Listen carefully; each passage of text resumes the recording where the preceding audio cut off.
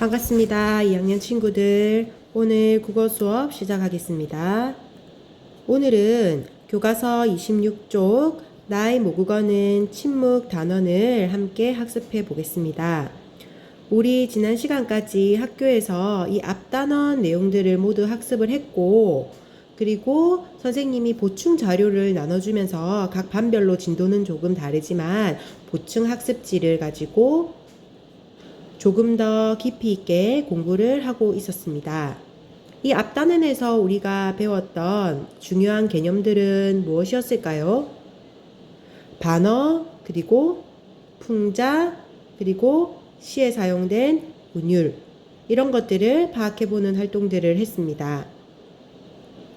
각 반마다 진도가 조금씩 달라서 보충학습은 보충학습 프린트대로 학교에서 하고, 새로 나가는 진도는 온라인 학습에서 첫 시작을 모든 반이 함께 하도록 하겠습니다.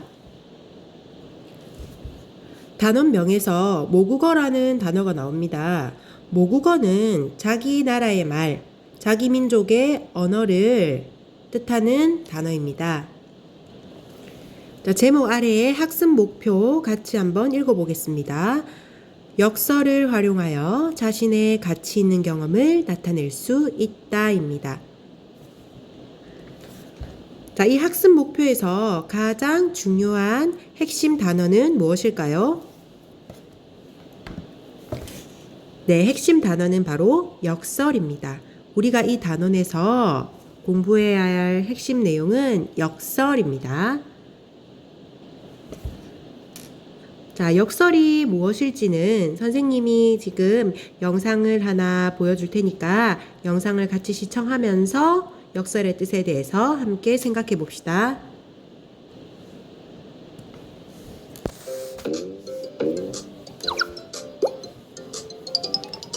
바쁠수록 돌아가라.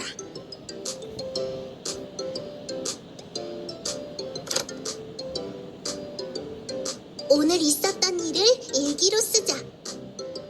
오늘은 큰 깨달음을 얻은 하루였다.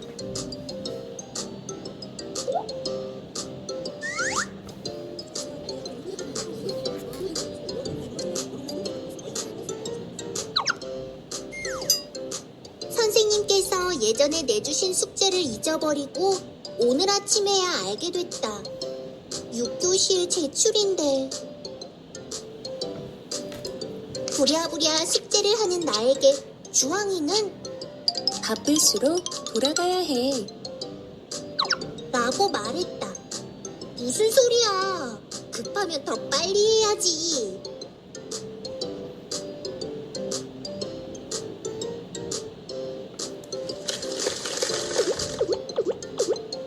서둘러 움직인 덕에 빠른 속도로 숙제를 완성한 나는 오늘 자랑스럽게 숙제를 제출할 수 있었다.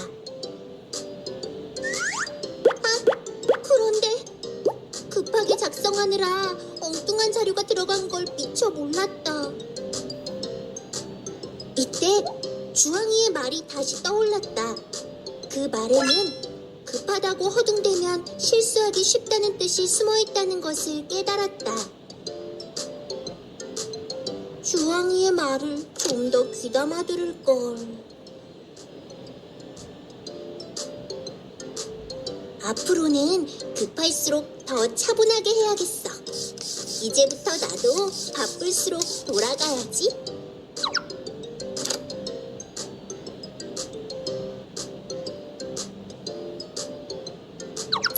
노랑이가 바쁠수록 돌아가라는 말의 의미를 깨달았네요. 이렇게 말이 맞지 않는 것 같아 보이는 표현을 무엇이라고 하는지 함께 알아볼까요?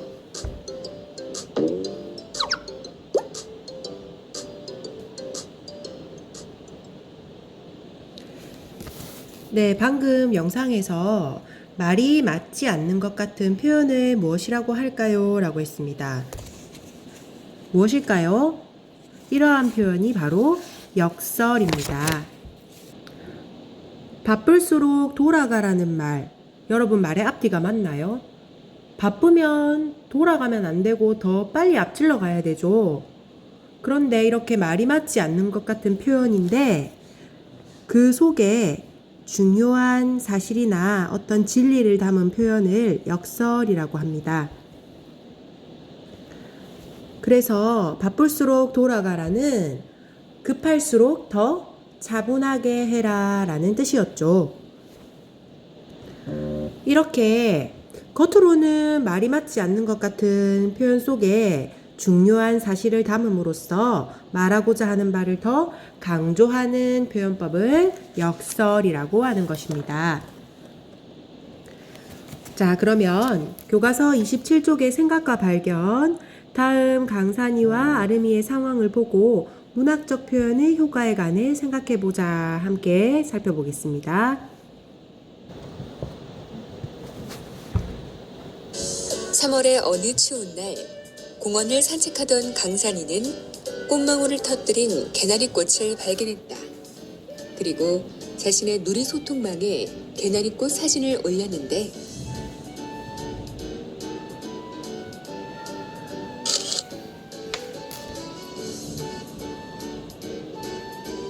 봄꽃이 만들었다. 차갑지만 따뜻한 봄. 샵 집 근처 공원. 샵 개나리. 샵 봄.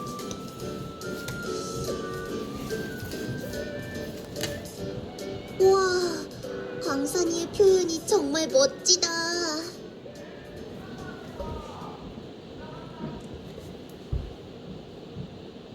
아름이가 강산이의 표현이 멋지다고 말한 까닭이 무엇일지 한번 생각해 봅시다. 선생님이 1분 정도 시간 줄 테니까 교과서 아래쪽에 여러분들이 생각한 내용을 한번 써보시기 바랍니다.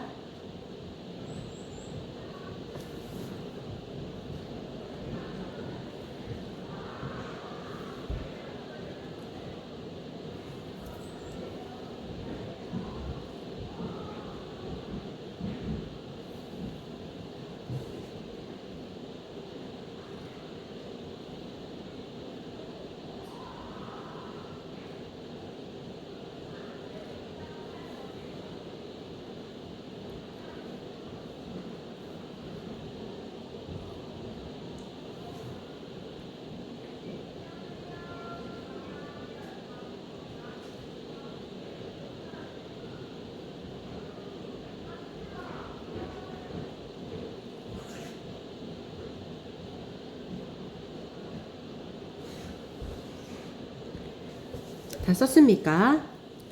여러분 어떤 표현이 멋진 표현인가요? 차갑지만 따뜻한 봄.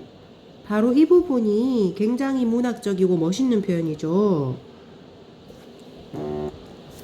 차갑지만 따뜻한 이라는 표현은 겉으로 볼 때는 말이 맞지 않는 것 같은 표현이죠. 말이 되지 않지만 그 속에 어떤 깊은 강산이만의 뜻을 담고 있다라는 것 여러분 느꼈습니까? 이 속에 담겨 있는 깊은 뜻은 무엇일까요?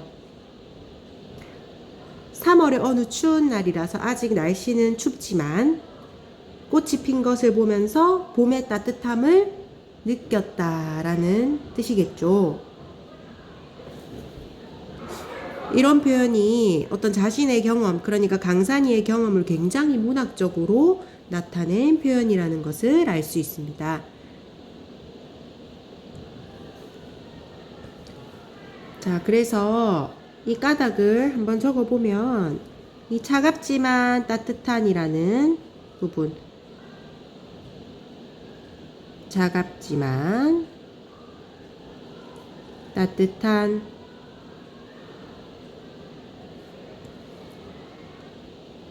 이라는 표현이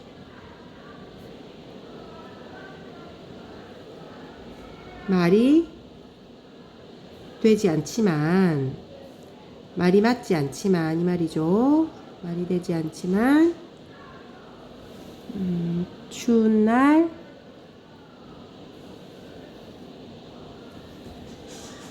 꽃이 핀 것에서 따뜻함을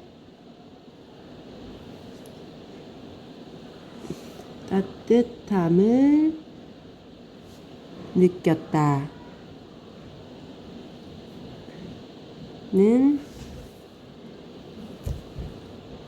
뜻을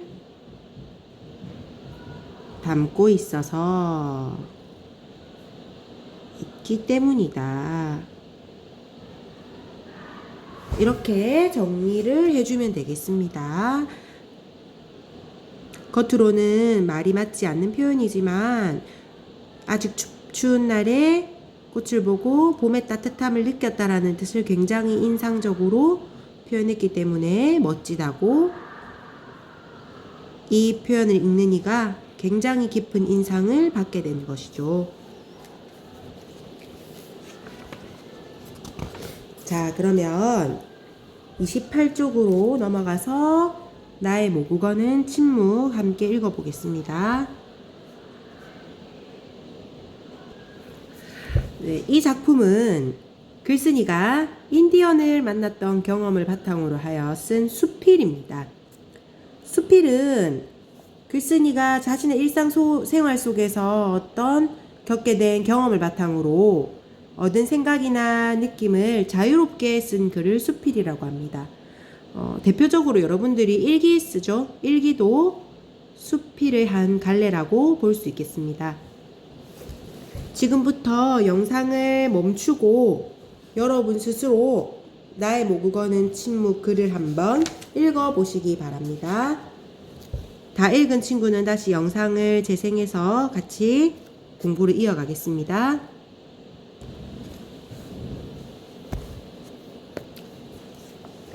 다 읽어보셨습니까?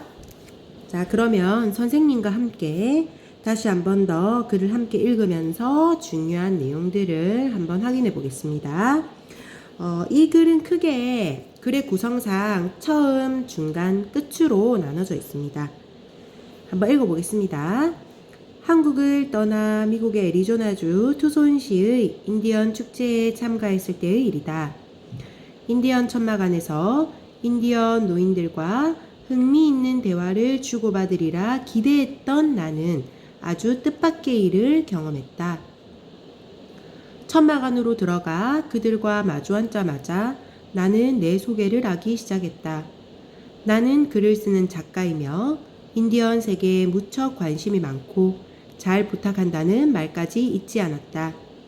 인디언들의 철학과 역사를 많이 알고 있다는 것도 넌지시 내비쳤다.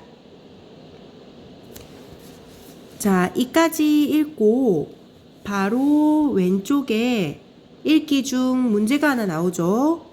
이 부분. 나는 인디언들에게 자신을 소개하면서 어떤 반응을 기대했을까에 대한 답을 한번 써보십시오.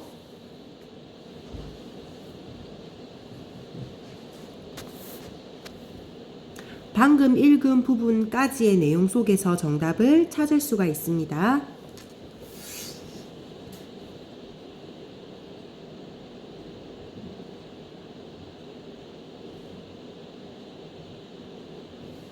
찾았습니까? 나는 어떤 반응을 기대했나요? 흥미있는 대화를 주고받으리라 기대했던 나는 이라고 나오죠. 그래서 어떤 반응을 기대했냐? 흥미있는 대화를 주고받으리라고 기대했다라고 정리하면 되겠습니다.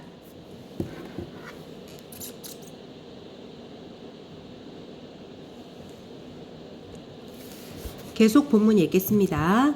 그런데 그들은 아무런 반응도 보이지 않았다. 다만 허리를 꼿꼿이 세우고 묵묵히 앉아있을 뿐이었다. 천막안이 어슴푸레해서 그들의 시선이 나를 향하고 있는 건지 허공을 바라보고 있는 건지도 알 수 없었다. 천막마다 그런 식이었다. 아마도 그들이 나를 불청객으로 여기는 모양이라고 생각했다. 축제에 참석한 잘난 체 하는 이방인의 침입을 부정타는 일로 여길 법도 했다. 결국 별다른 대화도 나누지 못한 채 천막마다 구부리고 들어가느라 허리만 뻐근했다. 여기까지가 글의 처음 부분입니다.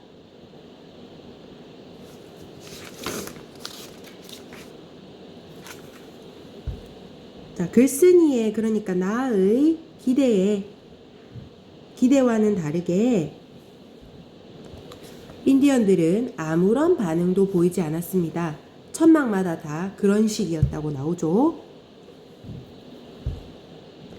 그래서 글쓴이는 인디언들이 자신에게 반응을 보이지 않는 이유를 추측합니다.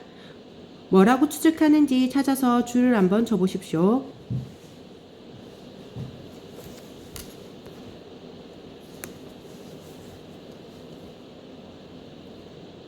바로 이 부분입니다. 아마도 그들이 나를 불청객으로 여기는 모양이라고 생각했다.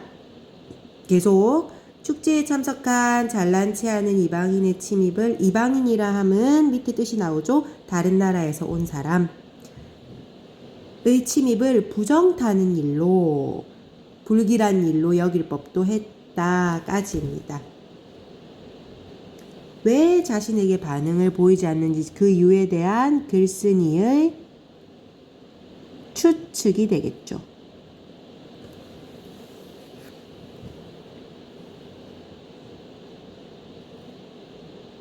자, 처음까지 내용을 한번 간단하게 정리하면 인디언 축제에서 인디언들에게 어떤 응대를 받았다?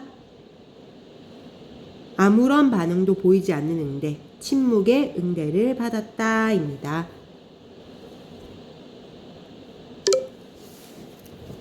처음 내용 간단하게 정리하시기 바랍니다.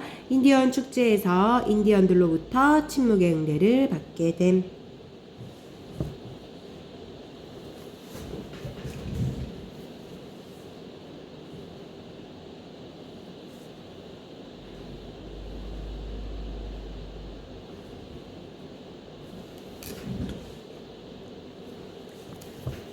그 다음 내용 읽어보겠습니다. 16번째 줄입니다. 훗날에야 나는 그것이 인디언 부족들의 전통인 것을 알았다. 누군가를 만나면 그들은 대화를 시작하기 전에 그렇게 한동안 침묵으로 상대방을 느끼는 것이다. 자기 앞에 있는 존재를 가장 잘 느끼는 방법은 말을 통한 것이 아니라 침묵을 통한 것임을 그들은 깨닫고 있었다. 그 후 미국에서 돌아와 나는 누군가를 만날 때마다 인디언들 흉내를 내고는 했다. 상대방의 존재를 느낀답시고 입을 다물고 5분이고 10분이고 앉아 있었다. 그 결과 아주 괴팍하고 거만한 사람이라는 평을 듣게 되었다. 침묵은 흉내가 아니라 존재의 평화로움에서 저절로 나오는 것임을 미처 몰랐다. 자, 지금까지 읽은 부분에서 인디언들이 아무런 반응을 보이지 않은 침묵한 이유를 글쓴이가 깨닫게 되었죠. 인디언들이 왜 침묵했을까요? 찾아서 줄을 한번 쳐보시기 바랍니다.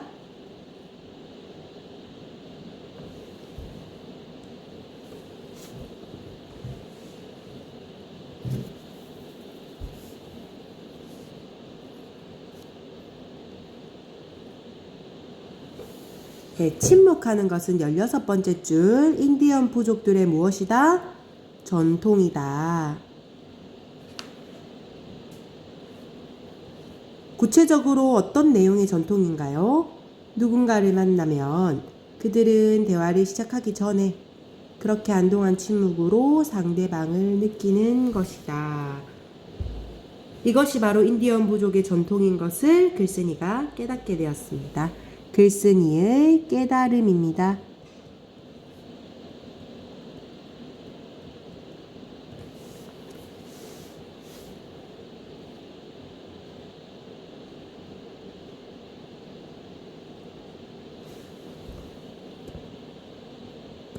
자, 그 문장, 줄친 문장 바로 뒤에 한번 볼까요?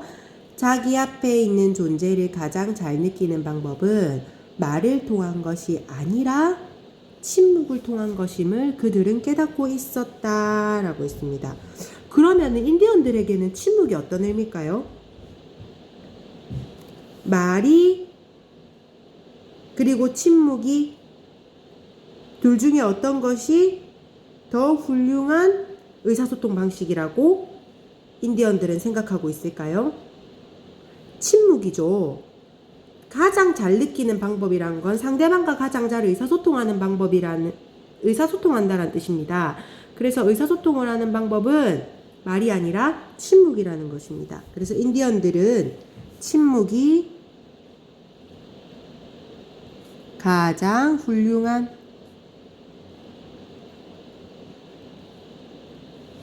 의사소통이다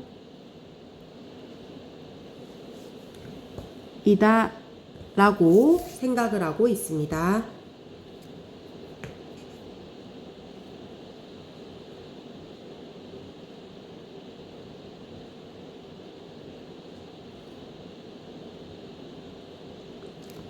자, 이것을 깨달은 글쓴이는 어떻게 행동을 하게 되죠?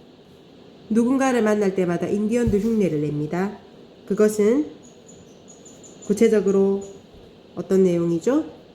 나도 상대방을 한번 느껴보겠다라고 생각하고 입을 5분이고 10분이고 꼭 다물고 앉아있는 것이죠. 침묵하는 것이죠. 그 결과 사람들의 반응이 어땠습니까? 아주 괴팍하고 거만한 사람이라는 평을 듣게 됐습니다. 여기서 글쓴이가 또 한 가지를 깨닫게 됩니다. 무엇을 깨닫게 되나요? 침묵은 흉내만 내는 것이 아니라 존재의 평화로움에서 저절로 나오는 것이다 라는 것을 깨닫게 되는 것이죠. 여기 뒤에 미처 몰랐다 부분 아니고요. 겉까지 끊으면 되겠네요. 겉. 글쓴이의 깨달음, 침묵은 흉내가 아니라 존재의 평화로움에서 저절로 나오는 것이다 라는 걸 깨달았습니다. 그래서 글쓴이의 깨달음 1, 그 다음에 글쓴이의 깨달음 2가 되겠네요.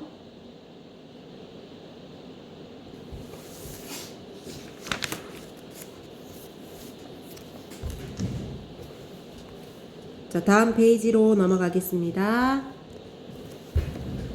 어쨌거나 인디언들과의 만남은 내게 새로운 경험이었다. 그들은 땅을 사랑하고 벌레들이 날개치는 소리를 사랑하고 한겨울 들소의 코에서 나오는 덧없는 입김을 사랑했다. 그 세계에 이끌린 나머지 나는 미국에 갈 때마다 자주 그들이 모여 사는 곳을 기웃거리게 되었다. 나 역시 머리를 닦고 인디언 팔찌를 하고 다녔다. 몇 번의 여행을 인디언들과 함께 하면서 나는 그들에게서 2개의 인디언식 이름을 얻었다. 그 중에 하나가 너무 많이 말해였다. 내가 뭘 얼마나 떠들었기에 그런 식으로 나를 부르는가 따지고 싶었지만 그랬다가는 너무 많이 따져라는 이름을 또 얻게 될까봐 그럴 수도 없는 노릇이었다. 자, 바로 옆에 나와 있는 읽기 중 활동 문제 한번 보겠습니다. 인디언식 이름을 바탕으로 하여 추측해 볼 때 나는 어떤 사람일까? 인디언식 이름이 뭡니까? 너무 많이 말해였죠. 나는 어떤 사람일까요? 말이 많은 사람. 그런데 이 사람의 이름을, 글쓴이의 이름을 누가 지어줬어요? 인디언이 지어줬죠. 그래서 우리와 같이 있을 때는 이 사람이 말을 많이 하는 사람이 아닐 수도 있어요. 그런데 누구랑 비교했을 때 말을 많이 하는 사람이다? 인디언과 비교했을 때 말이 많은 사람이 되는 것이죠. 그래서 정답은 인디언과 비교하면 말이 많은 사람이다 라고 정리하시면 되겠습니다.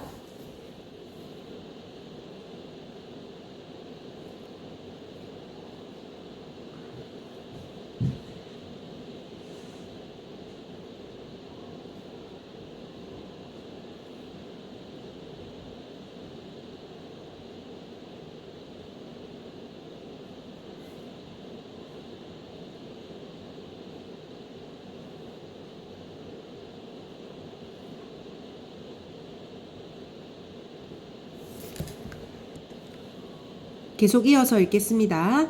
그렇다 고백하지만 나는 그들의 침묵에는 턱없이 모자랐고 그들의 말에는 더없이 넘쳐났다. 나는 이 생에서 쓸데없는 말을 너무 많이 하며 살고 있지 않은가. 여기까지가 글의 중간이 되겠습니다. 글의 중간.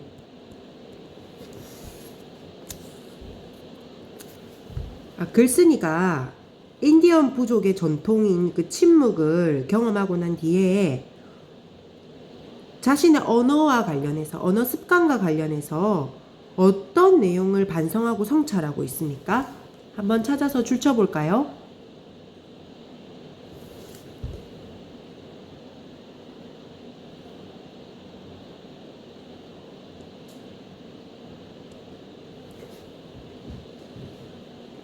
네, 제일 뒷부분, 중간 제일 끝부분.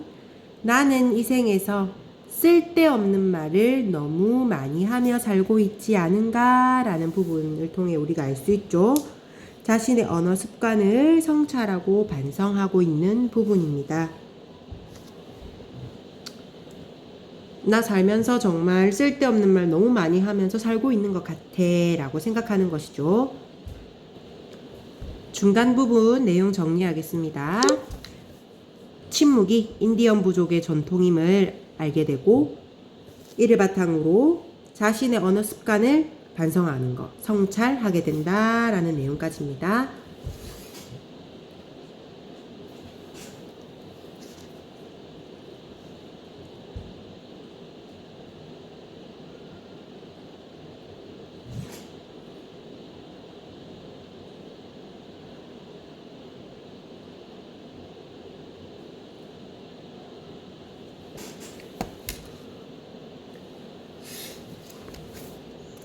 자, 다음 30쪽의 15번째 줄부터 읽어보겠습니다. 글의 이제 끝부분, 글의 짜임새 끝부분이 되겠습니다. 라코타족 인디언인 서 있는 곰은 말한다. 침묵은 라코타족에게 의미 깊은 것이었다. 라코타족은 대화를 시작할 때 잠시 침묵하는 것을 진정한 예의로 알고 있었다. 말 이전에 침묵이 먼저라는 것을 알았던 것이다.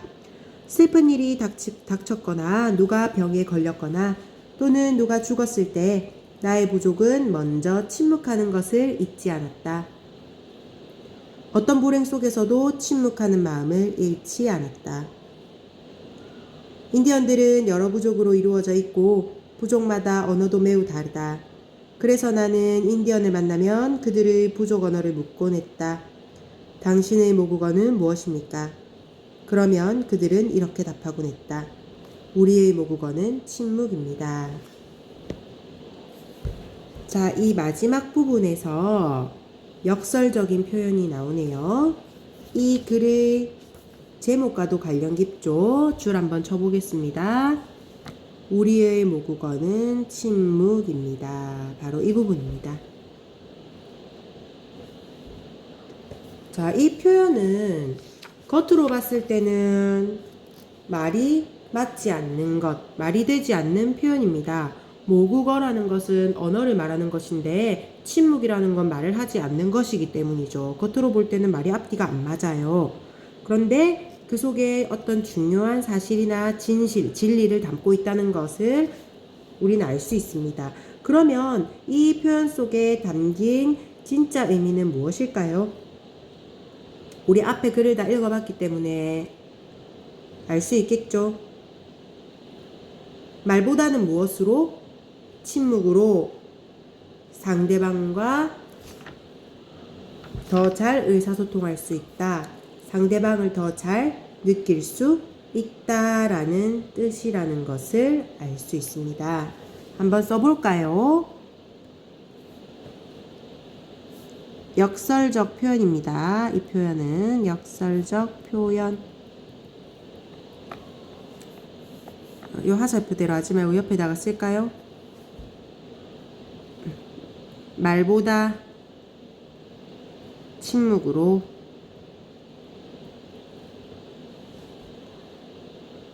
상대방을 더 잘 느낄 수 있다는 의미를 담고 있습니다. 그만큼 인디언들이 침묵을 중요하게 생각한다라는 것을 느낄 수가 있죠. 여기까지가 글의 짜임상 글의 끝부분입니다. 끝의 내용 정리할까요? 끝부분 내용은 인디언들에게 침묵이 의미하는 바를 한 번 더 되새긴다 라고 할 수 있겠습니다. 필기하십시오.